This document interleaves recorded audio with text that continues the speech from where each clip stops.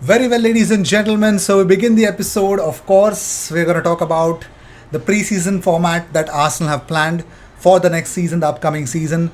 Antonio Conte cries because that's what Tottenham do nowadays. Cry a lot. Serge Gnabry future has been revealed. Raheem Sterling problem revealed. And of course, we're also going to head down towards a new winger that Arsenal are looking to sign in. The reason of Tammy Abraham might be coming back to England after all.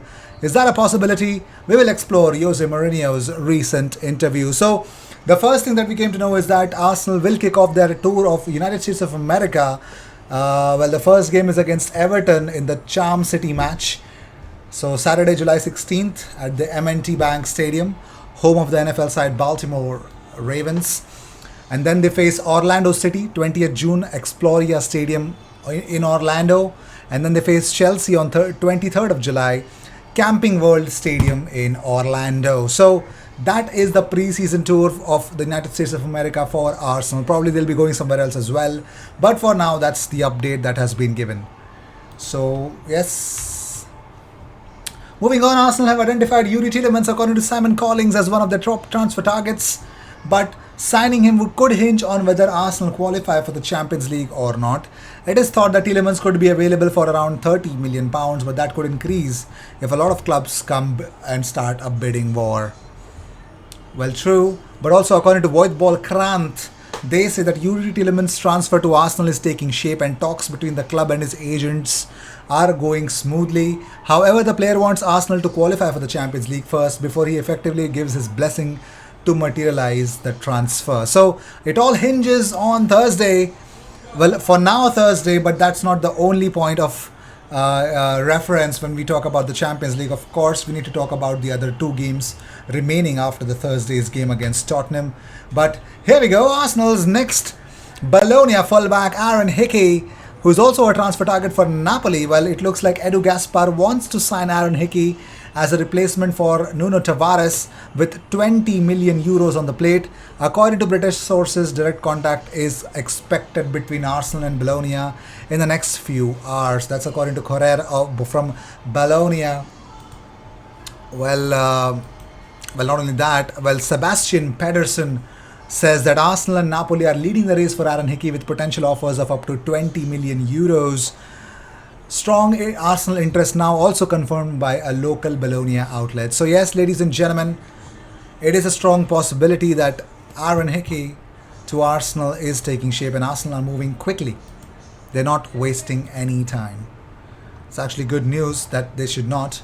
But moving on, so Bukayo Saka has actually on facing Tottenham before the postponement in January. Well, of course, you know what happened because of the whole pandemic, the virus thing. Arsenal had that game postponed. So Bukayo said, I still haven't won away at Tottenham yet. I'm trying to I'm going to try really hard to change that. A few of my teammates are in the same position, so I think they'll have the same mentality. Well, I hope so, but that's what Bukayo Saka had to say. But this is Adil Rami. He says that to Thierry Henry, he says, you're too expensive on FIFA. His icon card cost me too much. I don't have any coins left now. Moving on, so the big question is, where is Thomas Partey coming back? Like, how long? How long? How long? So a source told Football London that the current best case scenario for Thomas Partey that he could return for the final game against Everton on May 22. However, Arsenal's medical staff are keen not to rush him back and complicate his recovery. Well, yes, Thomas Partey is taking part in daily personal training sessions as he continues his recovery from injury as well. So yes, ladies and gentlemen, Eddie Nketiah will join Thomas Partey to play for Ghana, which is going to be superb news. But moving on, let's talk about Mohamed Elneny. It looks like contradictory reports are coming in. Yes, I think Ekrem Konur was the one who said that Arsenal have made sure that Elneny has signed the new contract extension, but fanatics say that Elneny has reached an agreement in principle with Galatasaray. I think those are fake news. I really believe that is actually fake news. But let's talk about Raheem Sterling for now. 300k a week wages represent a significant stumbling block to Arsenal's potential move to sign Raheem Sterling. So The wages are a bigger stumbling block for his age. The wages are a little too high for what Arsenal have actually cut down the wage bill, and that could be a bigger stumbling block for someone like Raheem Sterling to leave Man City and come to Arsenal. Let's see. Let's see whether that could be a barrier or not.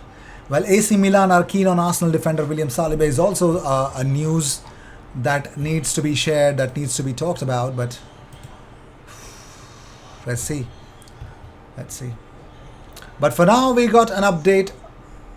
Now, before we go to Antonio Conte, but yeah. So, Antonio Conte on the Arsenal game, well, choice of words, he says it was strange that the match was postponed because of COVID.